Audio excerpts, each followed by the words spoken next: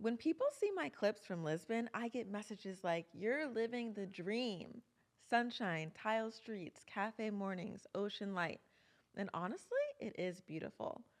But what I want to talk about today is the other side of that dream. Because living in Lisbon, really living there, isn't the same as visiting.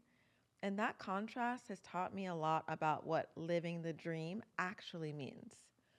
Welcome back to the Optimistical Show.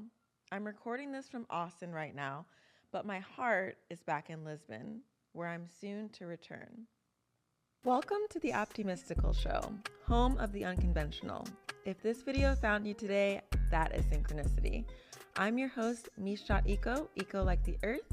Here you will find glimpses and deep dives into unconventional lifestyles. This is a place for the messy and the magic, for the green and groovy, for the cool and the conscious. Let's be wildly optimistic and unabashedly real. This is the Optimistical Show. Shake your ass, but watch your self-awareness. Let's go. When I first arrived, everything felt cinematic. The light hits differently, golden, softer somehow. The rhythm of the day is slower. People actually talk at the cafe table. There's history in the walls, a view around every corner. That moment when you walk up a hill and suddenly the whole city just opens up. Lisbon gives you this feeling that life doesn't have to be rushed, that maybe you can live simply and beautifully. And that's real. That's not a fantasy. It's part of what makes Lisbon magnetic. But then, after the honeymoon phase, life sets in, not in a bad way, just in a real way. Bills, bureaucracy, language, construction noise from neighbors at 6 a.m. Airplanes that feel like they're flying into your house, they sound so close. Trying to find a place to live that isn't 3 times your budget. That's when you start meeting more of the current Lisbon, the reality of wherever you choose to live. So let's talk about that. There's this invisible moment that happens when a place shifts from vacation mode to real life. Suddenly, you're not comparing grocery prices to the US. You're comparing rent to your income. You realize how many hills you climb that humble you and many interactions with the local language you fumble through. You realize that sunshine doesn't solve everything, although for me, it does solve most. I've learned that the beauty of Lisbon coexists with challenges, and both are part of its truth. Housing can be intense. Those coming from outside of Portugal coming in contribute to the pressure on housing for locals. There's a deep ethical dimension to this, and we need to keep talking about this. Finding long-term stability can take patience. The systems move slower, and sometimes that's charming, sometimes it's frustrating. But in that contrast, you find growth. You learn how to adapt without losing yourself.